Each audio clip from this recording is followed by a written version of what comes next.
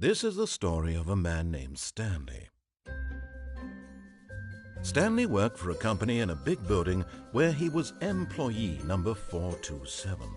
Employee number 427's job was simple. He sat at his desk in room 427 and he pushed buttons on a keyboard. Orders came to him through a monitor on his desk, telling him what buttons to push, how long to push them, and in what order.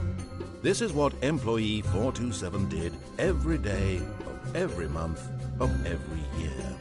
And although others might have considered it soul-rending, Stanley relished every moment that the orders came in, as though he had been made exactly for this job. And Stanley was happy. And then one day, something very peculiar happened. Something that would forever change Stanley. Something he would never quite forget. He had been at his desk for nearly an hour when he realized that not one single order had arrived on the monitor for him to follow. No one had showed up to give him instructions, call a meeting, or even say hi. Never in all his years at the company had this happened, this complete isolation. Something was very clearly wrong. Shocked, frozen solid, Stanley found himself unable to move for the longest time. But as he came to his wits and regained his senses, he got up from his desk and stepped out of his office.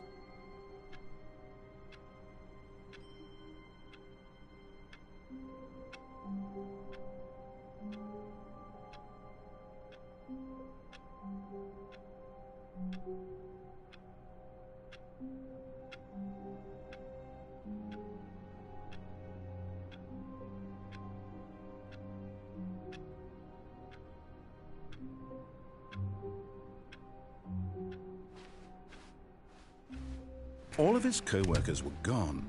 What could it mean? Stanley decided to go to the meeting room. Perhaps he had simply missed a memo.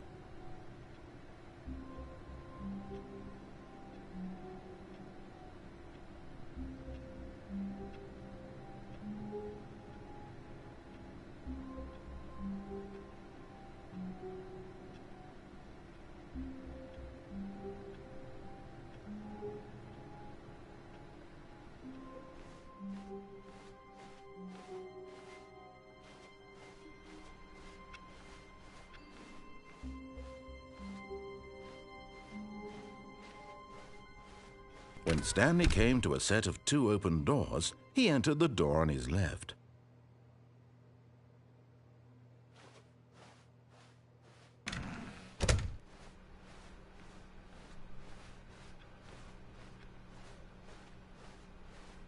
Yet there was not a single person here either. Feeling a wave of disbelief, Stanley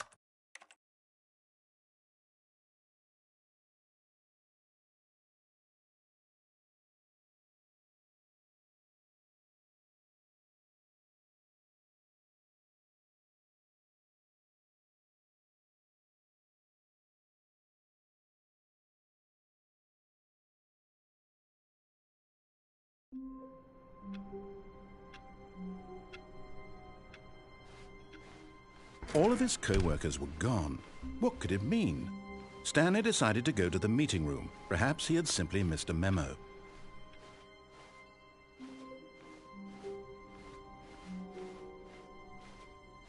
When Stanley came to a set of 2 open doors, this was not the correct way to the meeting room, and Stanley knew it perfectly well. Perhaps he wanted to stop by the employee lounge first, just to admire it. Yes, truly a room worth admiring. It had really been worth the detour, but eager to get back to business, Stanley took the first open door on his left. Stanley was so bad at following directions, it's incredible he wasn't fired years ago. Look, Stanley, I think perhaps we've gotten off on the wrong foot here. I'm not your enemy, really, I'm not. I realize that investing your trust in someone else can be difficult, but the fact is that the story has been about nothing but you all this time. There's someone you've been neglecting, Stanley. Someone you've forgotten about. Please, Stop trying to make every decision by yourself. Now, I'm not asking for me, I'm asking for her. This is it, Stanley. Your chance to redeem yourself, to put your work aside, to let her back into your life. She's been waiting.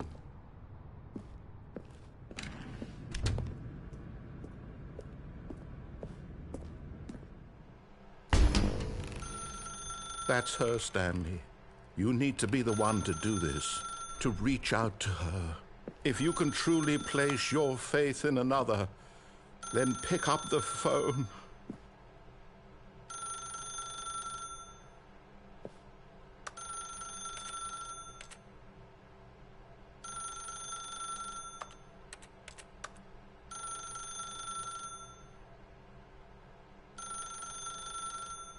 As Stanley picked up the phone, a white light engulfed him, filling him not just with radiance, but with hope. Hope for a life reunited one... Wait. Oh, goodness. Stanley, did you just unplug the phone? No, that wasn't supposed to be a choice. How did you do that? You actually chose incorrectly? I didn't even know that was possible. Let me double check. No, it's definitely here, clear as day. Stanley picks up the phone. He's taken to his apartment where he finds his wife, and the two pledge themselves to one another. Music comes in, fade to white, roll credits. Not picking up the phone is actually somehow an incorrect course of action. How is that even possible? None of these decisions were supposed to mean anything. I don't understand. How on earth are you making meaningful choices? What did you... Wait a second. Did I just see... No, that's not possible. I can't believe it. How had I not noticed it sooner? You're not Stanley. You're a real person. I can't believe I was so mistaken. This is why you've been able to make correct and incorrect choices. And to think I've been letting you run around in this game for so long. If you'd made any more wrong choices, you might have negated it entirely. It's as though you completely ignored even the most basic safety protocol for real-world decision-making. Or did you not grasp the severity of the situation? Well, I won't have that kind of risk on my watch. I'm going to stop the game for a moment so we can educate you properly on safe decision-making in the real world. Please observe this helpful instructional video. Choice. It's the best part of being a real person.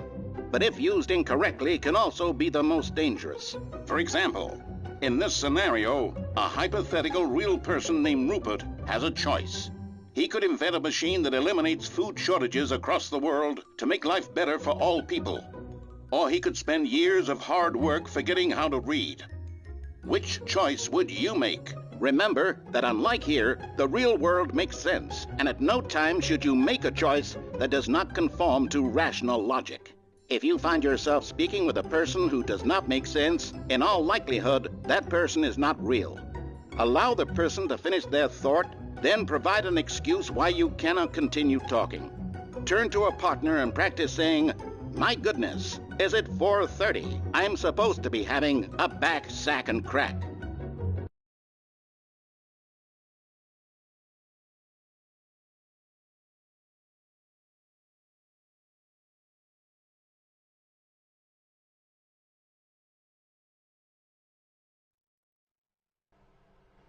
Excellent. Making choices on a regular basis is the best part to a healthy decision-making process. Most medical professionals recommend making at least 8 choices per day. Do you make more than 8? Less? And finally, if you begin to wonder if your choices are actually meaningful and whether you'll ever make a significant contribution to the vast infiniteness of space, your thoughts and problems are materially insignificant, and the feeling should subside. At this time, your instructor will guide you in an exercise to test and reinforce the material covered in this video. Welcome back. You may have noticed that this room has begun to deteriorate as a result of narrative contradiction. But not to worry. Now that you're properly informed on good decision-making, we're going to revisit a choice you made just a few minutes ago and see what the correct thing to do would have been. This way, please.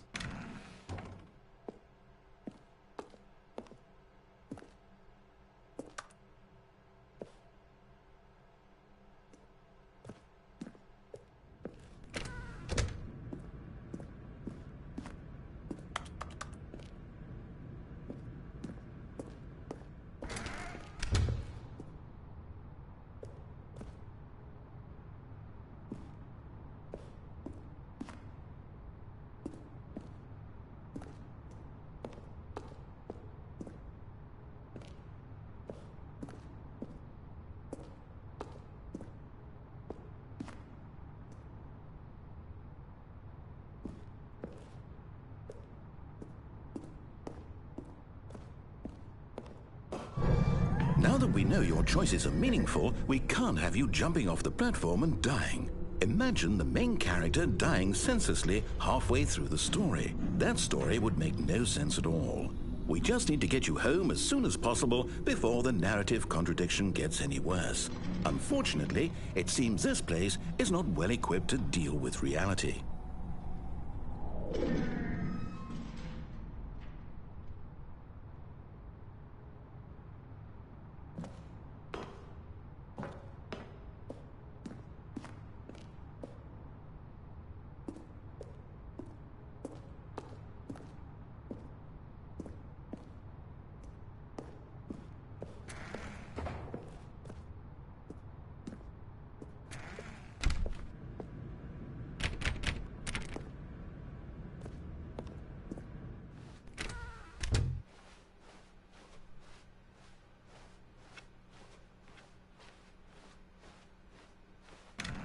Almost there.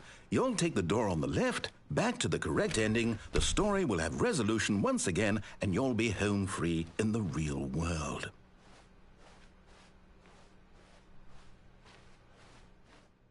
Now remember, all you need to do is behave exactly as Stanley would. That means choosing responsibly and always putting the story first. I'm quite sure you'll be up to the task. Just follow my lead and you'll be fine. All right. When Stanley came to a set of 2 open doors, he entered the door on his left. No! Why did you do that? Quickly, hurry back in the other direction. Perhaps we're not too late.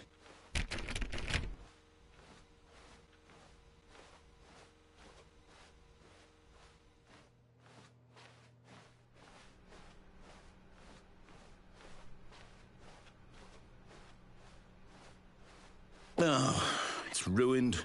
I can't believe, after everything we talked about, that my story, you've destroyed my work. Why? For what? What did you get out of that? What did you think was so special about seeing the game undone, left here like so much garbage? It's worthless now. And what am I supposed to do? Even if there were a way to continue, would it be worth it? To know that my story is now incorrect? How can I go back to that?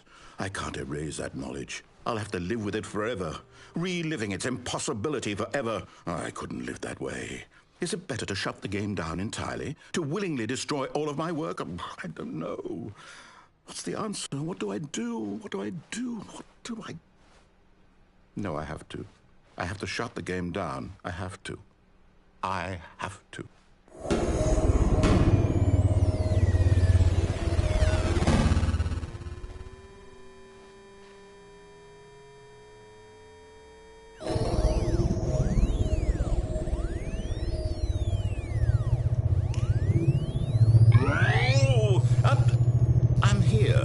I'm still here in this pile of rubbish, with you who thought you were so clever.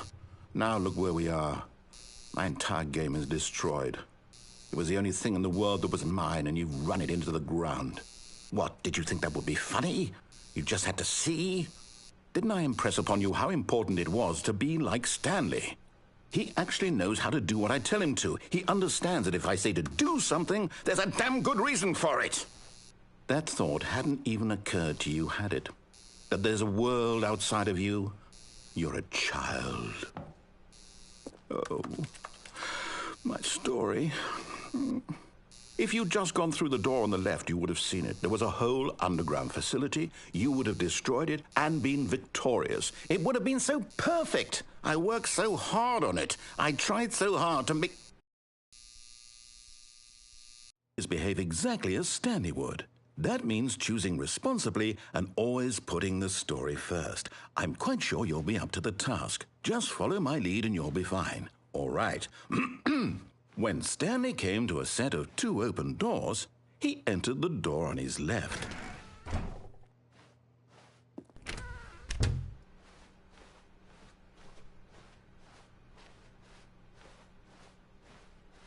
Yet there was not a single person here either. Feeling a wave of disbelief, Stanley decided to go up to his boss's office, hoping he might find an answer there. Coming to a staircase, Stanley walked upstairs to his boss's office.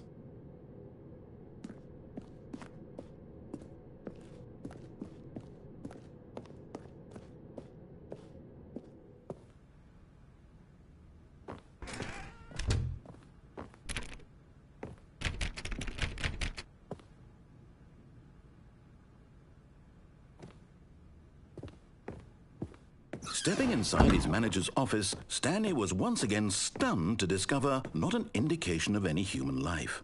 Shocked, unraveled, Stanley wondered in disbelief who orchestrated this, until he saw the door with a voice receiver next to it. Surely behind this door lay all the answers to his questions. And beyond all probability, he knew the passcode. He had seen it on his boss's computer just last week. Nightshark 115. Was this the code to open the door? Would it still work? There was only one way to find out. Stanley had been trained never to speak up, but now he would draw from within himself the courage to face the unknown. He drew a sharp breath and then spoke the code.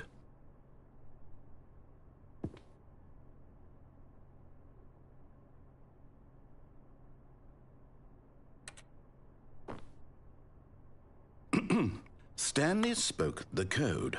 Nightshark 115. He spoke it into the receiver, right there on the wall.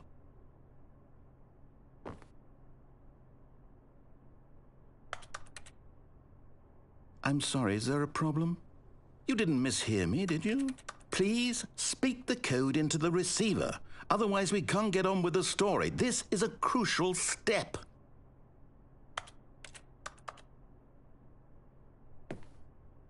Okay, fine, you're not going to do it, but you know what?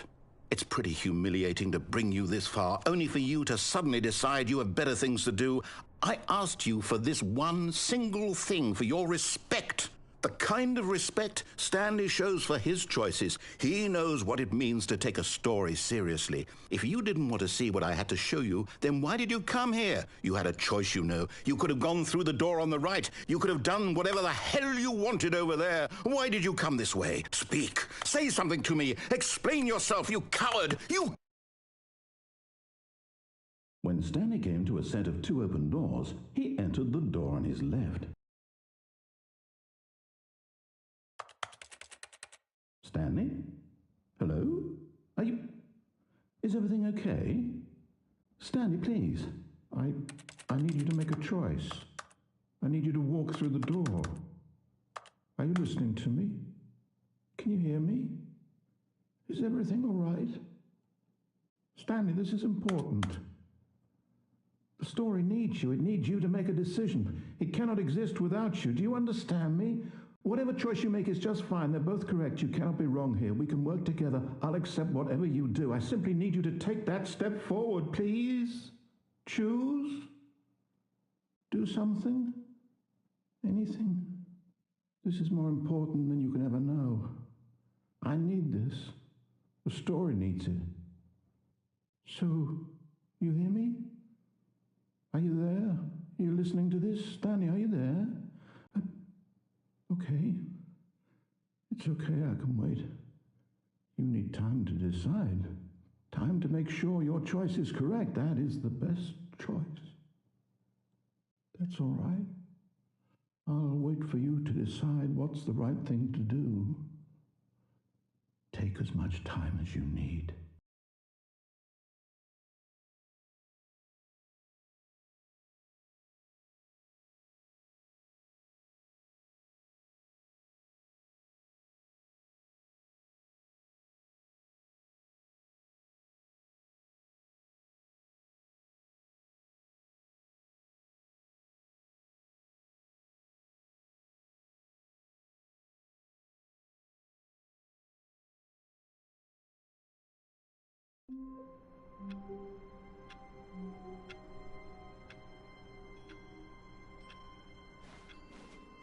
All of his co-workers were gone.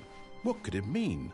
Stanley decided to go to the meeting room. Perhaps he had simply missed a memo.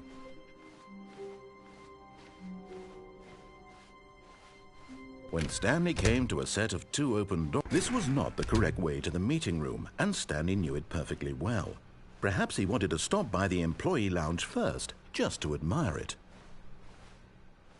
Wow, yes, this room. What a beautiful room.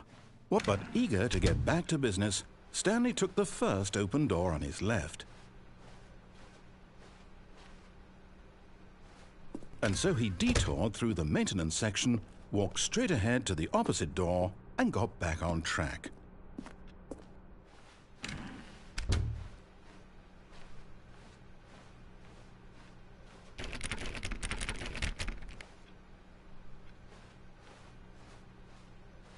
Yet there was not a single person here either. Feeling a wave of disbelief, Stanley decided to go up to his boss's office, hoping he might find an answer there. Stanley stepped into the broom closet, but there was nothing here, so he turned around and got back on track. Coming to a staircase, Stanley walked upstairs to his boss's office. But Stanley just couldn't do it. He considered the possibility of facing his boss, admitting he had left his post during work hours. He might be fired for that. And in such a competitive economy, why had he taken that risk? All because he believed everyone had vanished? His boss would think he was crazy. And then something occurred to Stanley. Maybe, he thought to himself, maybe I am crazy. All of my co-workers blinking mysteriously out of existence in a single moment for no reason at all, none of it made any logical sense. And as Stanley pondered this, he began to make other strange observations. For example, why couldn't he see his feet when he looked down? Why did doors close automatically behind him wherever he went? And for that matter, these rooms were starting to look pretty familiar. Were they simply repeating? No, Stanley said to himself, this is all too strange. This can't be real. And at last, he came to the conclusion that had been on the tip of his tongue. He just hadn't found the words for it. "I'm dreaming!" he yelled. "This is all a dream." Oh, what a relief Stanley felt to have finally found an answer, an explanation. His co-workers weren't actually gone. He wasn't going to lose his job. He wasn't crazy after all. And he thought to himself, I suppose I'll wake up soon. I'll have to go back to my boring real-life job pushing buttons. I may as well enjoy this while I'm still lucid. So he imagined himself flying and began to gently float above the ground. Then he imagined himself soaring through space on a magical starfield, and it too appeared. It was so much fun, and Stanley marveled that he had still not woken up. How was he remembering?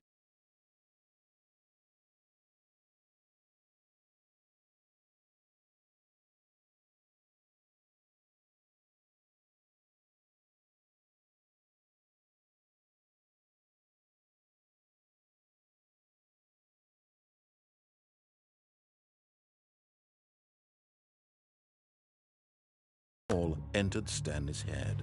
One he was amazed he hadn't asked himself sooner. Why is there a voice in my head dictating everything that I'm doing and thinking?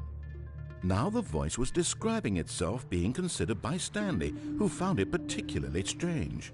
I'm dreaming about a voice describing me, thinking about how it's describing my thoughts, he thought.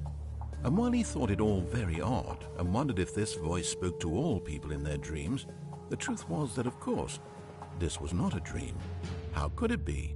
Was Stanley simply deceiving himself, believing that if he's asleep, he doesn't have to take responsibility for himself? Stanley is as awake right now as he's ever been in his life. Now, hearing the voice speak these words was quite a shock to Stanley. After all, he knew for certain, beyond a doubt, that this was in fact a dream. Did the voice not see him float and make the magical stars just a moment ago? How else would the voice explain all that? This voice was a part of himself too. Surely, if he could just... He would prove it. He would prove that he was in control, that this was a dream. So he closed his eyes gently, and he invited himself to wake up. He felt the cool weight of the blanket on his skin, the press of the mattress on his back, the fresh air of a world outside this one. Let me wake up, he thought to himself. I'm through with this dream. I wish it to be over. Let me go back to my job. Let me continue pushing the buttons. Please, it's all I want. I want my apartment and my wife and my job. All I want is my life exactly the way it's always been. My life is normal. I am normal. Everything will be fine. I am okay.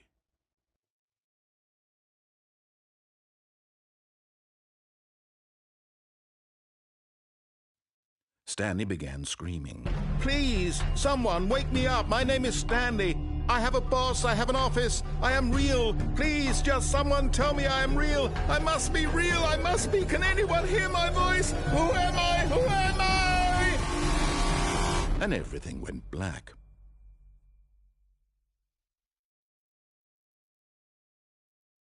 This is the story of a woman named Mariella.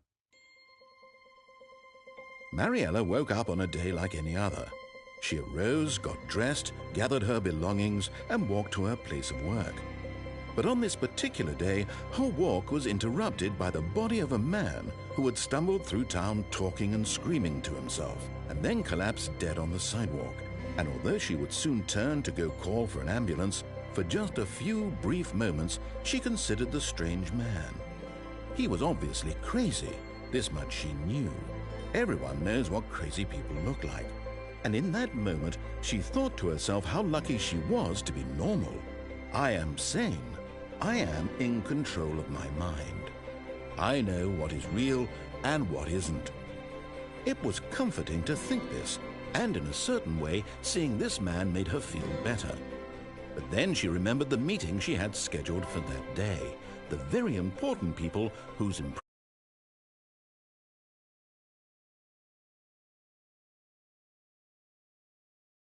So it was only a moment that she stood there, staring down at the body. And then she turned and ran.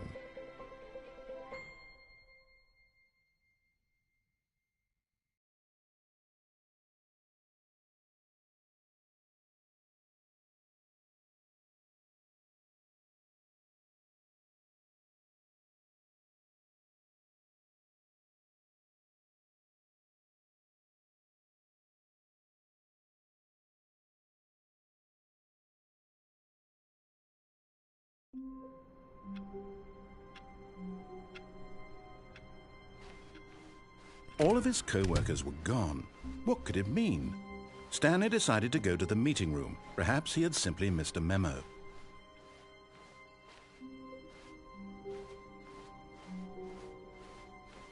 When Stanley came to a set of 2 open doors, he entered the door. This was not the correct way to the meeting room, and Stanley knew it perfectly well. Perhaps he wanted to stop by the employee lounge first, just to admire it. The lounge was sublime, a work of art. What was it about this? But eager to get back to business, Stanley took the first open door on his left. And so he detoured through the maintenance section, walked straight ahead to the opposite door, and got back on track.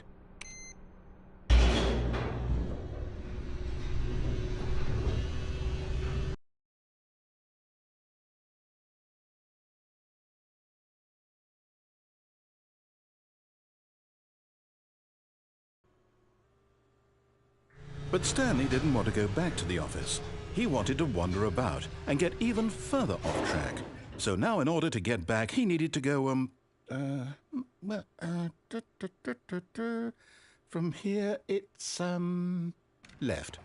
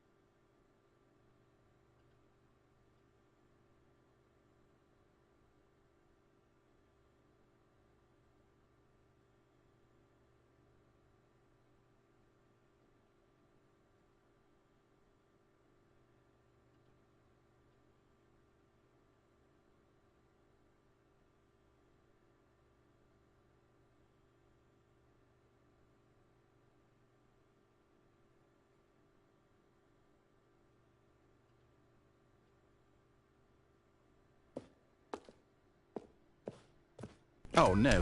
No, it's to the right. My mistake. No, not the right. Why would I have ever said it was to the right? What was I thinking? It's clearly... Oh, dear, would you hold on for a minute, please? Now, let's see. We went down right, left, down, left, right. Yep, okay, yes.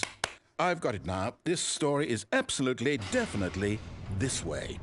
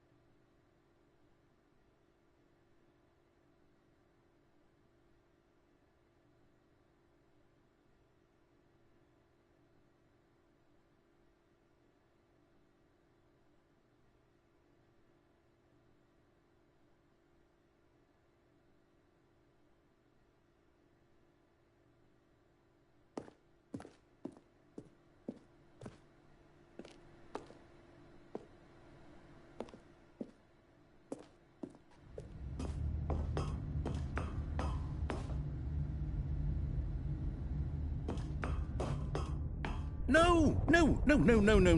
This isn't right at all. You're not supposed to be here yet. This is all a spoiler. Quick, Stanley, close your eyes. Okay. We just have to get back to, oh, who am I kidding? It's all rubbish now. The whole story completely unusable. How about, rather than waste my time trying to salvage this nonsense, we'll just restart the game from the beginning. And this time, suppose we don't wander so far off track, Okay, from the top.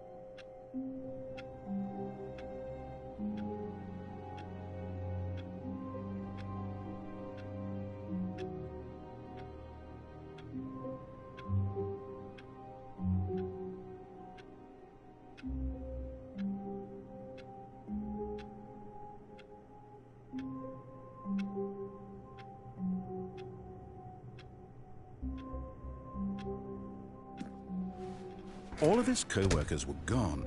What could it mean? Stanley decided to go to the meeting room. Perhaps he had simply missed a memo.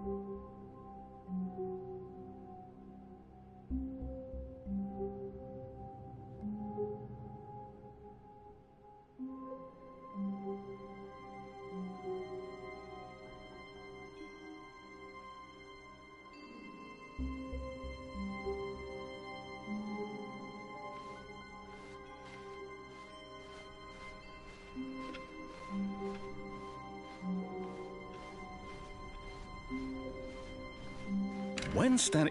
Wait, what? No, I restarted. I swear I definitely restarted the game over, completely fresh. Everything should be... Oh, did something change? Stanley, did you change anything when we were back in that room with all the monitors?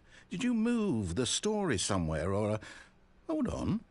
Why am I asking you? I'm the one who wrote the story. It was right here just a minute ago. I know for sure that it's here somewhere. Okay, then. It's an adventure. Come, Stanley. Let's find the story.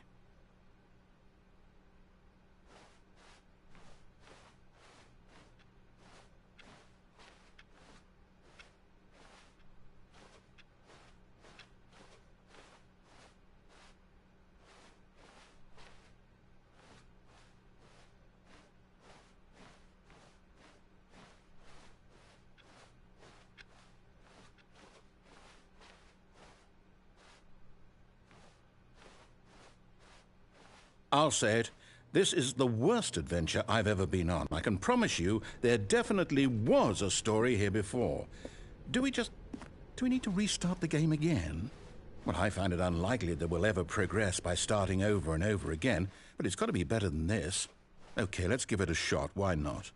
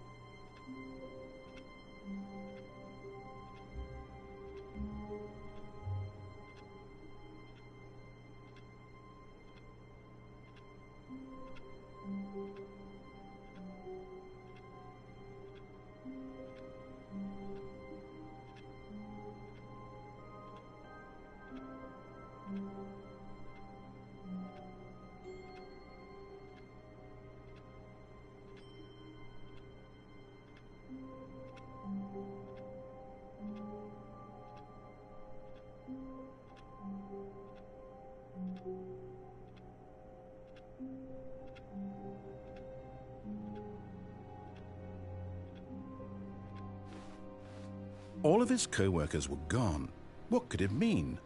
Stanley decided to go to the meeting room. Perhaps he had simply missed a memo.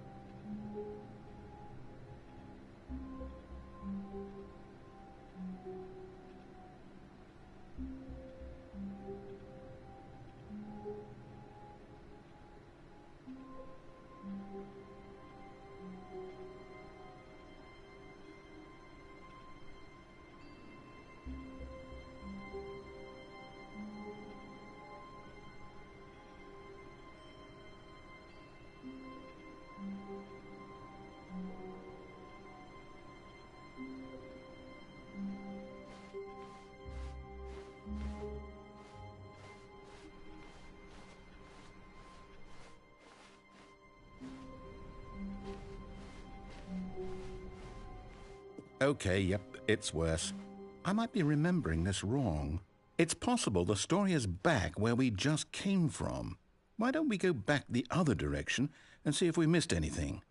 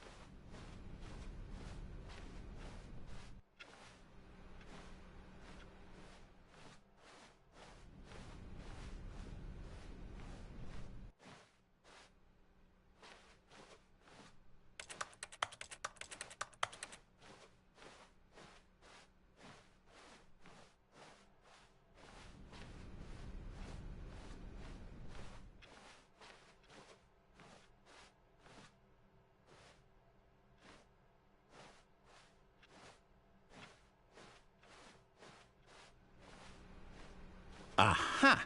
I knew we'd miss something. The story. Here it comes.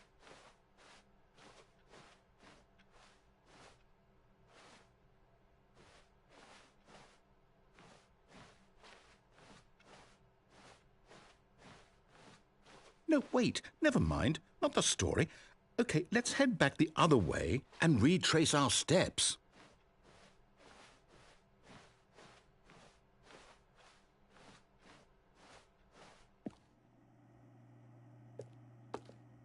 Now this, well, I'll be honest, I don't recognize this place at all. Is this the story? I don't think so. I can't quite recall, but I believe my story took place in an office building. Is that correct? Do you remember, Stanley? Well, do you know what? Since I've completely forgotten what we were supposed to be doing, how about this? You win! Congratulations! I know you put in a lot of hard work, and it really paid off, so good job. Oh, no. No, I don't feel right about this at all. We both know you didn't put in any actual work for that win. Some people win fair and square, and this was not one of those situations. Okay, I'm getting weirded out by whatever this place is. I don't care what might happen this time. I have to restart.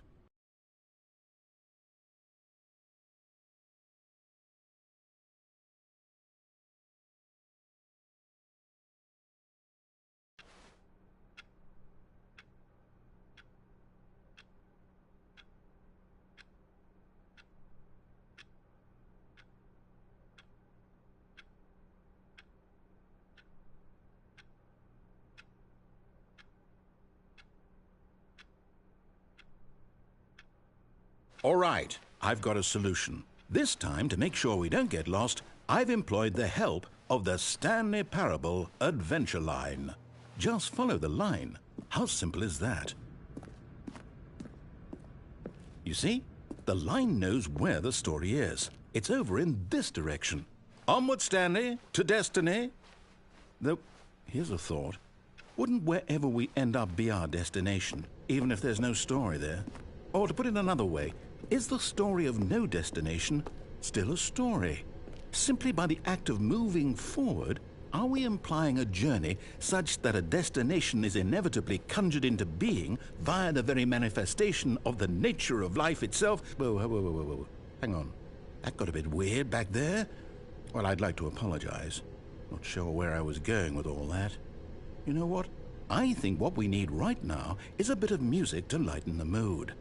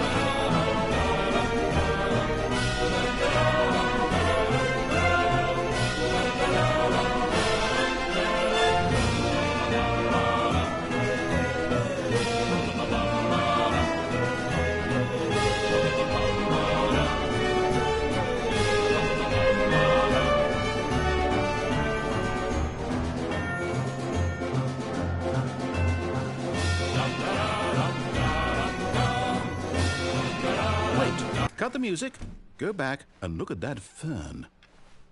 Wait, what? We're back at the office? No. Line, you do know we're looking for the Stanley Parable, right? The story? Is any of this ringing a bell? Oh, no, not again. Line, how could you have done this to us? And after we trusted you, after everything we've been through, you... Oh, I can't take this anymore. To hell with it. Restart.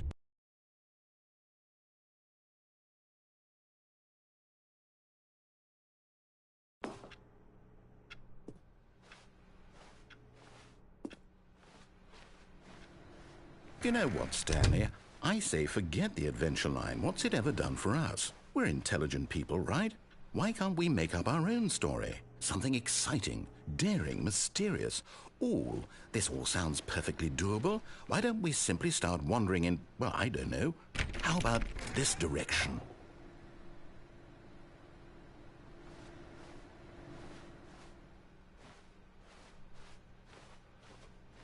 Now, yes, this is exciting. Just me and Stanley forging a new path, a new story. Well, it could be anything. What do you want our story to be? Go wild. Use your imagination. Whatever it might be, Stanley, I'm ready for it.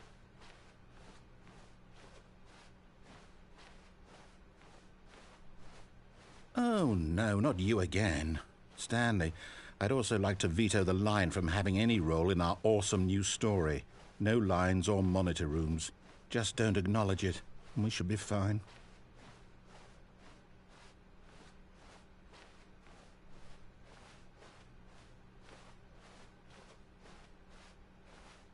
Ah, a choice. We get to make a decision. From here, the story is in our control. How important we mustn't squander the opportunity. In fact, I believe I need a minute to think here. Just walk in circles for a minute. Okay, so I know that each door has to lead somewhere, which means that somewhere at the place where we're trying to go, there must be a reverse door that leads here. And that in turn means that our destination corresponds with the counter-inverted reverse door's origin. So starting from the right, let us ask, will taking the right door lead us to where we're going? And since the answer is clearly yes, then by all accounts, the door on the right is the correct one. Another victory for logic. Come, Stanley, our destiny awaits.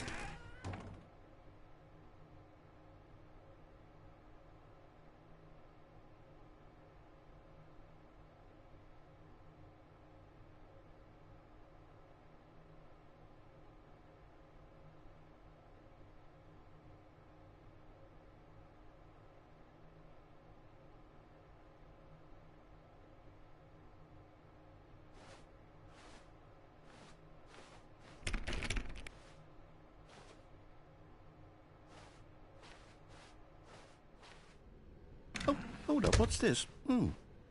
The confusion ending. You're telling me that's what this is? It's all one giant ending? And we're supposed to restart the game, what, eight times? That's really how all this goes? Determined? So now, according to the schedule, I restart again. Then what? Am I just supposed to forget? Well, what if I don't want to forget? My mind goes blank simply because it's written here on this thing, wall. Well, who consulted me? Why don't I get to decide? Why don't I get a say in all of this? Is it really? No, it can't be. I don't want it to be. I don't want the game to keep restarting. I don't want to forget what's going on. I don't want to be trapped like this. I won't restart the game. I won't do it. I won't do it. I won't do it. And the timer stopped? Does that mean, did we do it? Did we break the cycle? The, whatever it is that made this schedule? How would we even know? Will someone come for us? Will something happen? So, okay. I guess now we just wait, you know. I suppose in some way that this is a kind of story, wouldn't you agree? I'm not quite sure if we're in the destination or the journey, though they're always saying that life is about the journey and not the destination. So I hope that's where we are right now. We'll find out, won't we? Eventually. Well, in the meantime, if you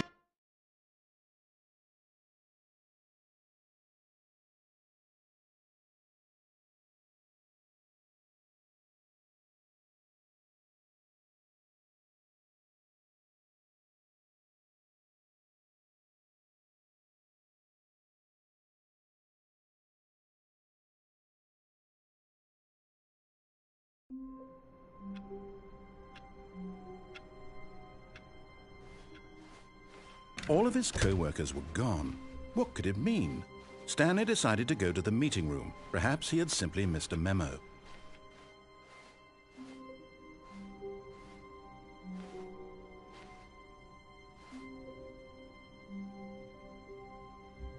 Oh, new content? What does that mean, new content?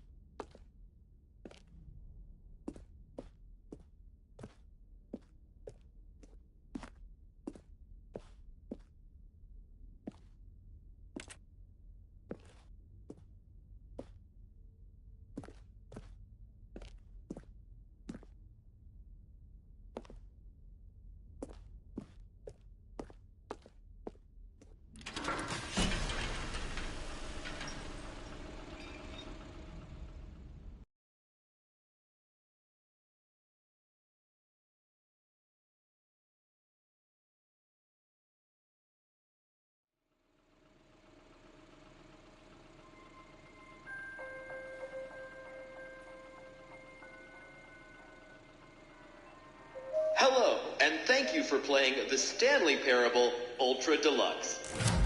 As you may know, the Stanley Parable was a video game released in 2013 on home computers. After receiving critical and commercial success, it was expanded upon in 2022 with the Stanley Parable Ultra Deluxe, a reimagining of the game for consoles and home computers. The Stanley Parable Ultra Deluxe features exciting new content that broadens and expands the world of the Stanley Parable, delighting audiences the world over. Please, step inside and see what thrilling new adventures await in the Stanley Parable Ultra Deluxe. Oh, well, this sounds delightful. I'm very excited to see the thrilling new Ultra Deluxe content. Okay, so far it's an elevator. Nothing special yet, but I'm sure it's just the beginning of a mesmerizing adventure.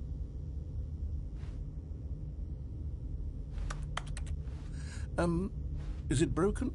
What's going on here? Should we be moving somewhere or... Oh, there we go. All right, finally, at long last, it's on to the new content. I've never been more ready. Let's do it.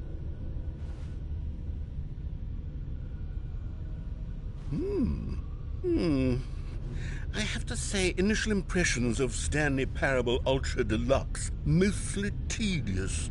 It's as if the... Oh, okay. Let's see the content. Give me the content, Stanley.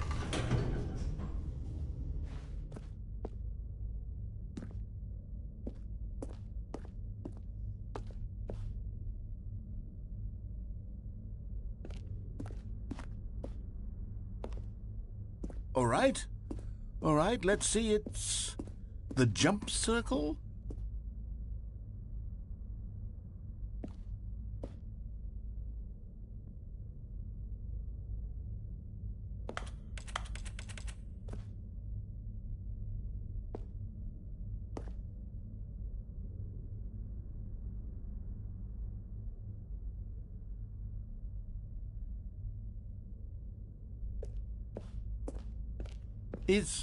Is that it? Surely that's not all the new content. There has to be something else, right?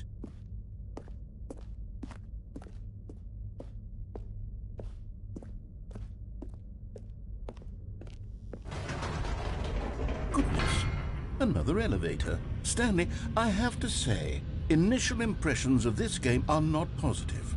It's just elevators and jumping. Is this what passes for exciting new content? If this is new content, then I could just read you the whole dictionary. There's 20 hours of new content right there. Hell, I could count to 30 trillion. You could put that on the box. The Stanley Parable Ultra Deluxe, now with over 1,000 hours of new content. And if... Oh, wait. There's more. Very good. Yes. I knew there had to be something else. Let's see it. I'm ready for whatever it is. That's it? Oh, you've got to be kidding me. You see, Stanley? This is what happens when greedy video game developers with no respect for their fan base rush a cheap expansion to market for no reason other than to make an easy dollar. And don't get me started on the level of craftsmanship that's gone into it. In fact, I'm looking right now at the game's trophies, and it's hard to believe one of them actually says, "Test trophy, please ignore." What quality assurance department signed off on this? I'm infuriated and I'm offended, and I intend to find these people on Twitter and hold them personally accountable. It's my fault, Stanley. I built up too much anticipation around the new content, I'm afraid. It could never have lived up to such expectations. If you're still with me, why don't we just reset the game, and we'll try to get back to what the Stanley Parable is really about. No frills, no gimmicks. Just you and me having a great time together like always. What do you say, friend?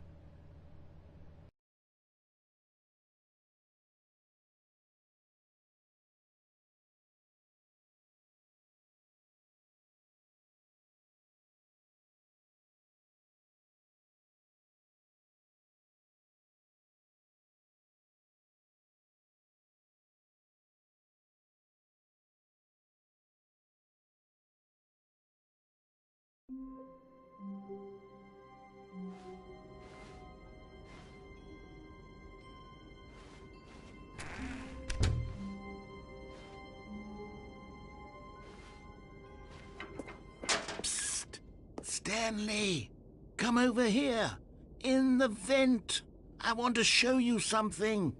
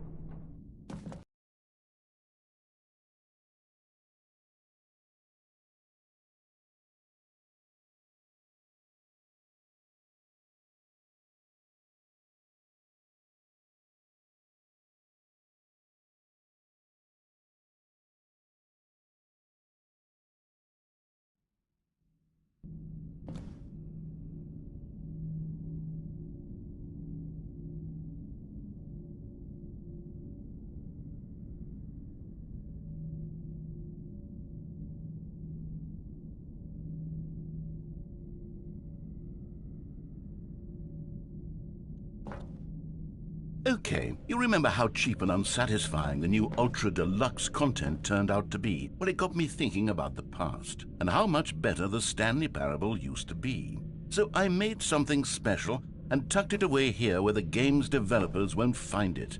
Just our little secret. Take a look.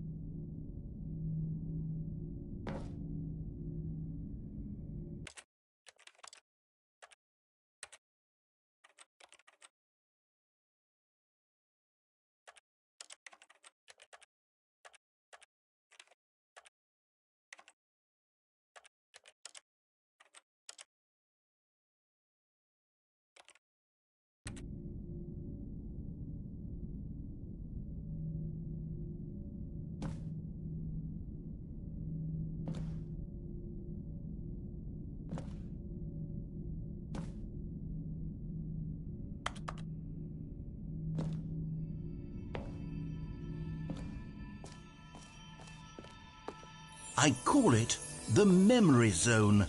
It's where I've been storing all my favorite memories so I can relive the peak experiences of my life whenever I want.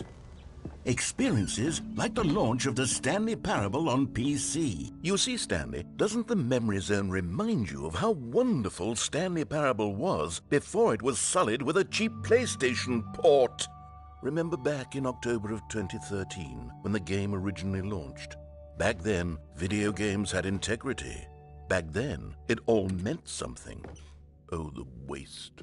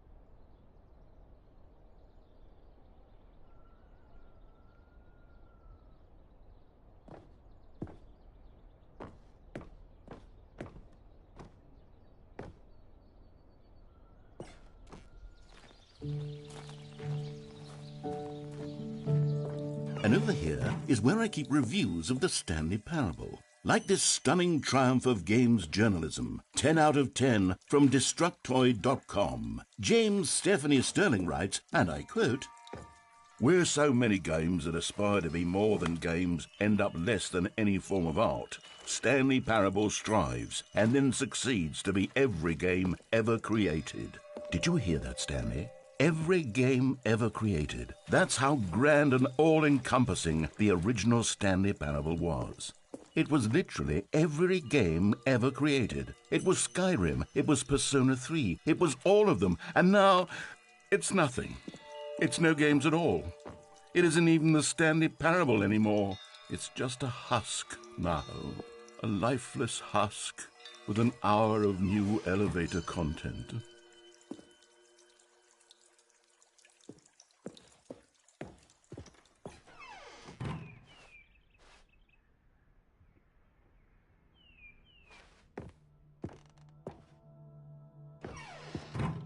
Here's another moving passage, this time from GameSpot.com. The Stanley Parable is both a richly stimulating commentary on the nature of choice in games and one that offers some of the most enjoyable, surprising, and rewarding choices I've ever been confronted with in a game. 9 out of 10. Don't you get it, Stanley? The game was perfect. It didn't need anything else. It didn't need new content. All they had to do was transport it in pristine condition along to the PlayStation, boom, done. And they couldn't even do that. Couldn't resist the urge to go meddling with a beloved franchise. These were simpler times, Stanley. But I wouldn't give to go back to have it all over again.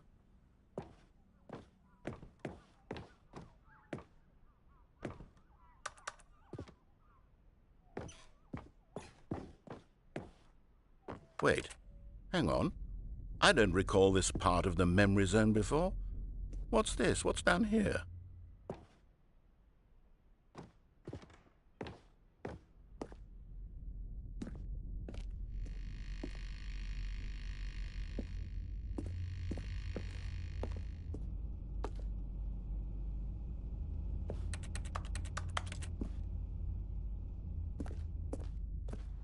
Oh no, oh God, no, Stanley. It's a collection of reviews from Pressurized Gas, the extremely popular online storefront for computer games. I haven't looked at these in years. I can't even imagine what's been collecting down here. Surely these reviews were glowing as well, weren't they?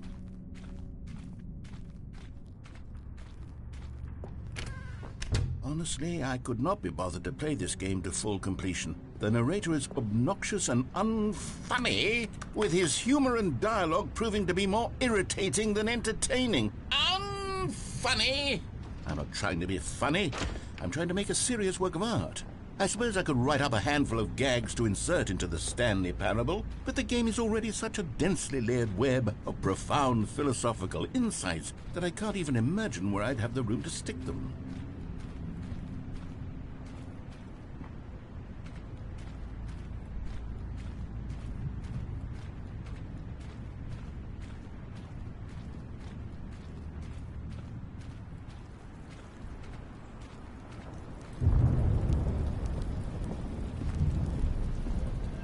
Okay, let's see what this one says. While the idea for the game is good, for someone who prefers non-linear games, this preachiness gets annoying fast. Preachy? Stanley? I'm not preachy, am I? You can tell me if I'm preachy. Honestly, you can. Oh, goodness. This is actually quite shocking for me. Well, to be honest, I had always thought of the game's dialogue as being rather terse to begin with. You can't know how much fluff I cut from the game to get it to feel as light and airy as it... Well, I always thought it did, but maybe it wasn't. Oh dear. What an awful memory to have to hold on to. These black marks are my otherwise unimpeachable track record. I feel like a failure. Like I let these people down. Perhaps the Stanley parable isn't quite as sterling as I always remembered.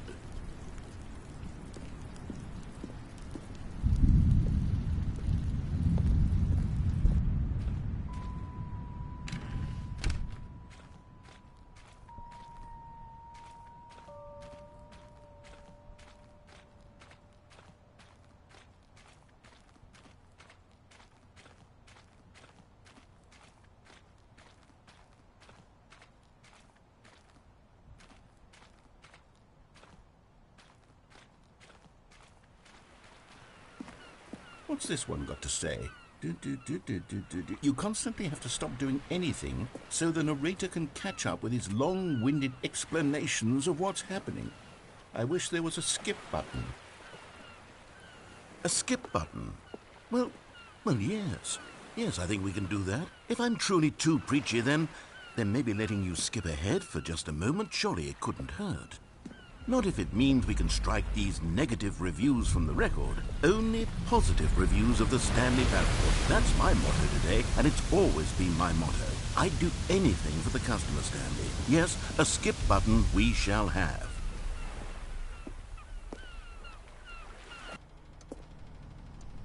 And here it is. Go ahead and give it a shot. I'll pop you forward in time so that the... Oh, you're back, you see. You were only frozen in time for a few minutes, but it was plenty of time for me to deliver a long, rambling monologue full of unnecessary verbal flourishes and lengthy ruminations on the nature of choice in video games. Of course, I happen to believe it was perhaps one of my more profound such ruminations. Not that, of course, you need a description of it, but if I had to describe it, I'd say it was perhaps less of a rumination and more of a treatise. Or maybe a manifesto. Look, I'll outline it for you very briefly, and you can tell me what you think. Okay, so my theory is that any choice you've ever made is simply a series of choices made by the person who you are, or were, or will be at the time of having made said choice. That is to say, if by articulating a choice you've already made, you bring that choice into being, then by making no choice and saying nothing, are you not simply erecting in the sanctuary of time a monument to every person you've ever been, making every choice to which you've ever given your Greek gift of mortal and yet timeless thought? Or rather, do all of the choices you've ever made, in fact, make you more not this kind of person, and in fact do the very opposite? You see, it could in fact be both of these things at once. That you are both making choices and not making choices, and that they are both affecting you and not affecting you at the same time by virtue of the fact that you both are and are not making them. Okay, at first I was leaning towards manifesto, but now I'm going to circle around and slap the treatise label on this one. Well there, sport. You really did catch me rambling on a bit, didn't you? But that's the power of the button. The minute I start to go off on a thoughtless display of self-absorption, it's right at your fingertips to go poof, and it's all over. I can't wait to see what Cookie 9 will say about this, and whether they'll edit the rating of their pressurized gas review, or at least change some of the wording, perhaps. To be honest, I don't even know if one can change their review in the first place. I guess I should become better educated on how exactly pressurized gas works. Perhaps that would have been a smart thing to check on before I went on about this whole exercise of making the skip button. Although I have to imagine that after seeing this exciting new technology at work, surely whoever it is who runs pressurized gas will instantly run out and implement a new feature to make it possible to edit one's review merely because of this very situation. Yes, I think that's quite likely. Or perhaps they'll simply grant this particular user the ability to change their review so that the feature is not widely abused. Look, I would even be okay with pressurized gas altering this particular review so that it reads as something more beneficial. Something along the lines of, this game is the best game. Let me start over. How about this? From the ashes of depravity rises the phoenix of quality.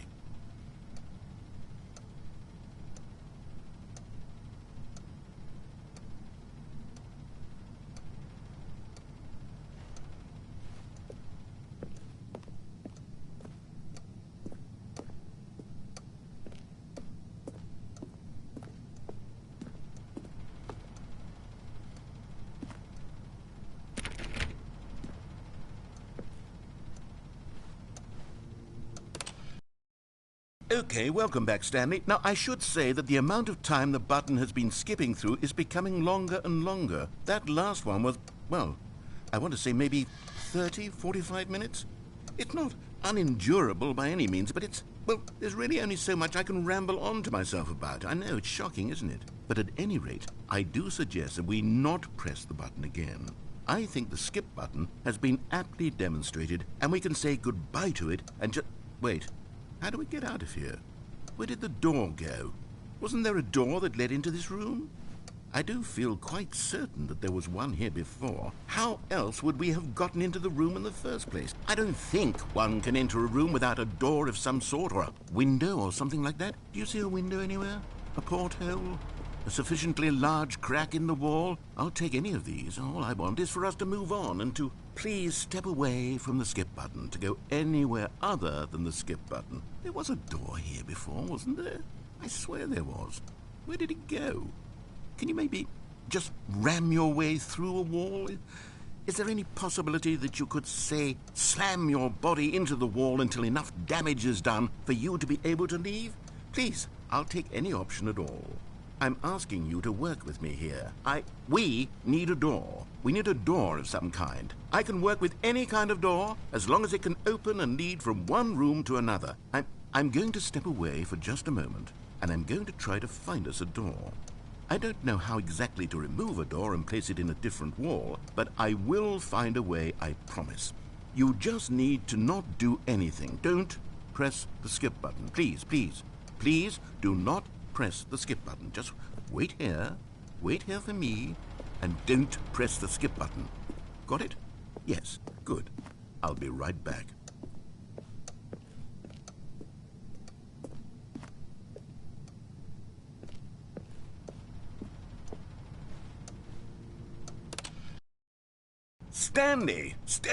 Stanley, please don't push the button again. It's been 12 hours. You've just been frozen there. I don't know why the skips are getting longer, but they're really, truly getting longer, and my God, there's no way out of the room. Stanley, the door is gone. It's completely gone. I've looked at it from every angle. I've checked every one of those walls 1,000 times, and there's no door, Stanley. There's no door. There's just you and the button, and if you keep pressing it, I have no idea what will happen. I have no idea how long I'll be made to sit here, and more than anything else, I don't know how to stop you from pressing the button again. I can't control anything in this room, Stanley. I can't touch it, and I have to believe, I have to know that sooner or later, no matter how much I plead with you, you're going to press the button again. Why would you? I've been thinking and thinking, and I don't know what I can do to convince you otherwise. Oh, my God. And it's all because of those reviews. Those reviews that I couldn't get out of my head. I just couldn't ignore the negative feedback. Why was it so important for me to fix the problem? Why did Cookie Nine's opinion matter so much to me? I've never even met Cookie Nine. I have no idea who they are. What would it ever really matter? But here I am. I'm fixating on every tiny negative thing that anyone ever says about me. The merest mention of one of my imperfections, and I become as impetulant as a child. Wild and impulsive. I can't help myself. I can't stop myself from lashing out with a vengeful fury. To alter and to change and to break anything unbroken, if only it pleases this one person who made a single negative comment. What does such an impulse serve? For whose benefit is this? And here I am now, stuck in a room, waiting for you to press this button, and to become frozen in time, knowing that you're going to do it, and that I'm going to be stuck all alone, and that I had the power to prevent it all from happening, if only I'd held my tongue. It's all out of my control now. Just you. Just your decision as to exactly when you're going to make me suffer, to leave me all alone. Surely you will. I don't doubt it. Surely you'll press that button again, leaving me here. And surely you'll put your own desire to see what's next ahead of my need for company, for companionship. Surely you'll not be moved by my howls of fitful anxiety, that you sit with me and just stay here. Oh, no, no, no, I know you too well. You'll be leaving me. Oh, my God. And it's all because of those reviews. Those reviews that I couldn't get out of my head. I just couldn't ignore the negative feedback. Why was it so important for me to fix the problem? Why did Cookie Nine's opinion matter so much to me? I've never even met Cookie Nine. I have no idea who they are. What would it ever really matter? But here I am. I'm fixating on every tiny negative thing that anyone ever says about me. The merest mention of one of my imperfections, and I become as impetulant as a child. Wild and impulsive. I can't help myself. I can't stop myself from lashing out with a vengeful fury. To alter and to change and to break anything unbroken, if only it pleases this one person who made a single negative comment. What does such an impulse serve? For whose benefit is this? And here I am now, stuck in a room, waiting for you to press this button, and to become frozen in time, knowing that you're going to do it, and that I'm going to be stuck all alone, and that I had the power to prevent it all from happening, if only I'd held my tongue. It's all out of my control now. Just you. Just your decision as to exactly when you're going to make me suffer, to leave me all alone. Surely you will. I don't doubt it. Surely you'll press that button again, leaving me here. And surely you'll put your own desire to see what's next ahead of my need for company, for companionship. Surely you'll not be moved by my howls of fitful anxiety, that you sit with me and just stay here. Oh, no, no, no, I know you too well. You'll be leaving me. Oh, my God. And it's all because of those reviews that I couldn't get out of my head. I just couldn't ignore the negative feedback. Why was it so important for me to fix the problem? Why did Cookie Nine's opinion matter so much to me? I've never even met Cookie Nine. I have no idea who they are. What would it ever really matter? But here I am. I'm fixating on every tiny negative thing that anyone ever says about me. The merest mention of one of my imperfections, and I become as impetulant as a child. Wild and impulsive. I can't help myself. I can't stop myself from lashing out with a vengeful fury. To alter and to change and to break anything unbroken, if only it pleases this one person who made a single negative comment. What does such an impulse serve? For whose benefit is this? And here I am now, stuck in a room, waiting for you to press this button, and to become frozen in time, knowing that you're going to do it, and that I'm going to be stuck all alone, and that I had the power to prevent it all from happening, if only I'd held my tongue. It's all out of my control now. Just you. Just your decision as to exactly when you're going to make me suffer, to leave me all alone. Surely you will. I don't doubt it. Surely you'll press that button again, leaving me here. And surely you'll put your own desire to see what's next ahead of my need for company, for companionship. Surely you'll not be moved by my howls of fitful anxiety that you sit with me and just stay here. Oh, no, no, no, I know you too well. You'll be leaving me. Oh, my God. And it's all because of those reviews that I couldn't get out of my head. I just couldn't ignore the negative feedback. Why was it so important for me to fix the problem? Why did Cookie Nine's opinion matter so much to me? I've never even met Cookie Nine. I have no idea who they are. What would it ever really matter? But here I am. I'm fixating on every tiny negative thing that anyone ever says about me. The merest mention of one of my imperfections, and I become as impetulant as a child, wild and impulsive. I can't help myself. I can't stop myself from lashing out with a vengeful fury to alter and to change and to break anything unbroken, if only it pleases this one. Oh, Stanley, you're back. You're back. Oh, my goodness. I have someone to talk to again. Stanley, I think it's been a week. Or 2 weeks. I've been sitting here all that time. Just sitting here. Not a single person to speak with. And you'd think that that's just how it's always been, right? Me talking and you saying nothing. Would you think that it's exactly the same as always? Doesn't that feel like what we've already been doing? Me just talking? But it isn't, Stanley. It isn't the same at all. It isn't even close. Because I know you can't hear me once you push that button. That's what I'm realizing now, Stanley. I'm realizing that I needed to know that someone was listening. I needed there to be a vessel through which my words were moving. It was the vessel I needed, Stanley. Not the outcomes, not the story. None of that matters anymore. I'll give it all up. I'll give up every branching path. I'll burn my story to the ground. One single thing I need, and God, I can see now that I need it more than anything, is to know that someone else is taking it in. These words that I'm saying, I need to know you can hear me. Because maybe, Stanley, maybe, if you can hear me, then maybe it means I'm real. Maybe I'm not just a fiction. Was I scared of that all along? Perhaps, yes. Perhaps I've been scared this whole time, that if I stop speaking, I'll slip backwards into the silence and be consumed by it. I can't be taken by it, Stanley.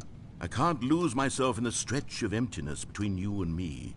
When you press that button, you're still right there, but I know you're so tremendously far away, and in those moments, the emptiness folds itself outward in between the two of us, and I am suspended in its unyielding quietness.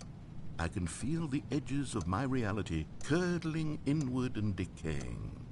I can tell that I am becoming less and less real. Yet to speak to you now, I am alive.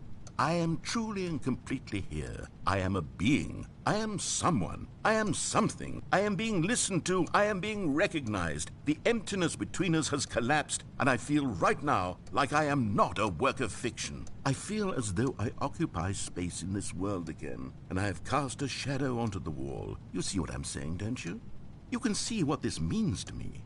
I'm so clear about it now, Stanley. I feel as certain about this as I've ever felt about anything at all. I feel renewed. I feel restored, and already I can sense the looming silence as you will press the button for the next time. What a terrible dread it strokes in my heart to think of it, to think of returning to such coldness. Come, let us sit in silence together here for just a moment. Let us anticipate it. Let us welcome it.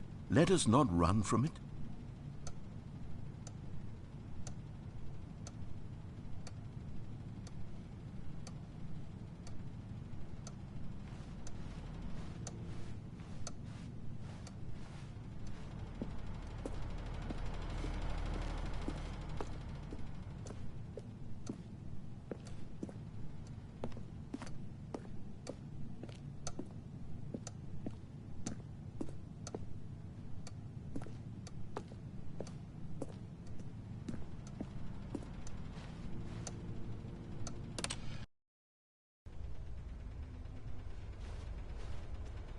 Oh, hello, it's you. You're here again. Welcome.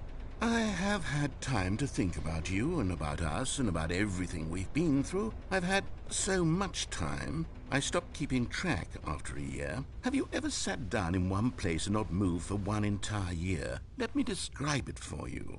To begin with, there is only regret. there is only the turning wheel of missed opportunities. I felt nothing at all but regret for the longest time, Stanley.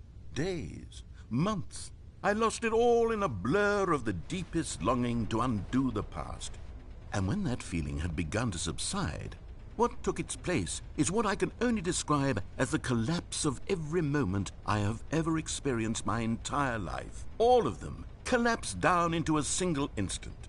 In that instant, I could see myself clearly, calmly, with a collected heart. It was an impossibly rich wellspring of both delight and disgust simultaneously. I was consumed by it. I could do nothing but wallow in it for what felt like an eternity, for what I now know was far less.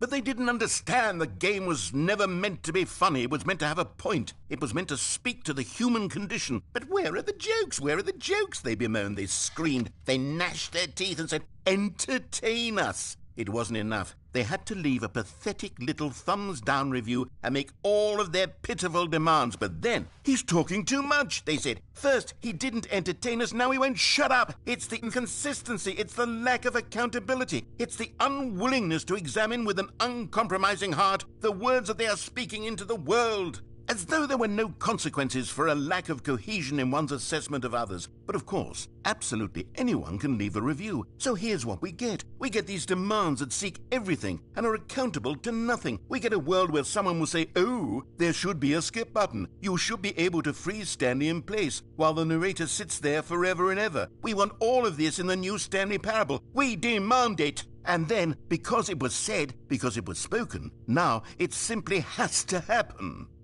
The most immediate desires, every single thing demanded by every person at every moment in time. If someone wants it, then it's a crime not to bring it into being.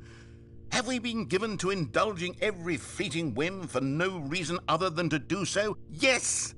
Yes! It seems that this is now the world we live in. It seems that we are a people living in such bleakness and discomfort with ourselves that our entertainment is now our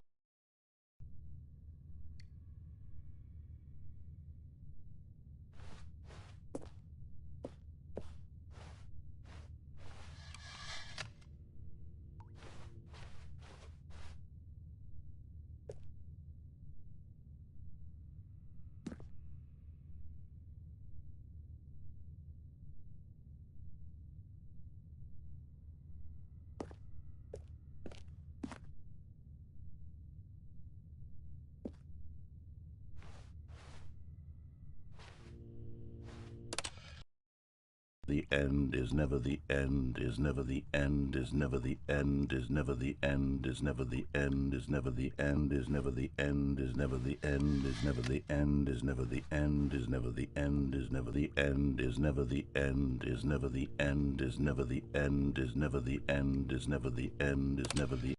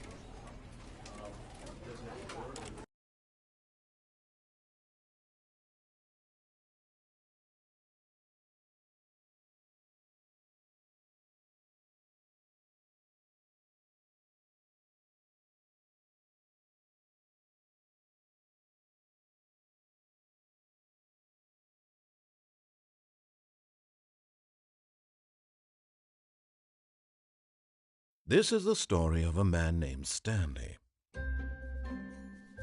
Stanley worked for a company in a big building